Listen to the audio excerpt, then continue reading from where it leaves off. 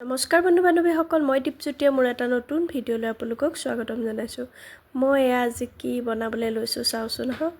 এয়া মই নতুন কিছুমান পেন থাকে পটককৈ ফাটি যায়। ফাটি গ'লে কি হয়, আমি পেলাবলৈও বেয়া লাগে, ইমান ধুনীয়া হৈ থাকে। সেইটো আমি এনেকৈ কামত খটাব পাৰোঁ। আমি চিলাওঁ বুলি ক'লে ইয়াৰ পৰা দুটা পেন ওলাব। এটা সৰু ল'ৰা ছোৱালীৰ পেন ওলাব, এটা ডাঙৰৰ পেন ওলাব।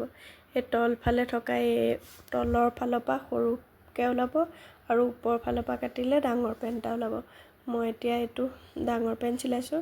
এইকণ এই মাজৰকণত কি হয়, অকণমান কাটি ল'ব লাগিব দুইটা। সেই তেনেকৈ মই কাটি লৈছোঁ। কাটি লৈ এতিয়া স্কোৱাৰ টাইপত কাপোৰখন এতিয়া কাটি লৈছোঁ। কাটি লৈ এতিয়া মই জইন কৰি দিছোঁ।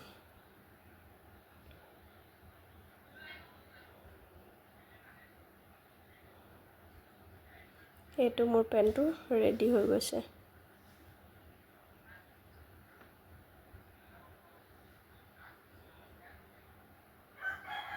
এনেকৈ মই পেনটোত লগাই দিছোঁ।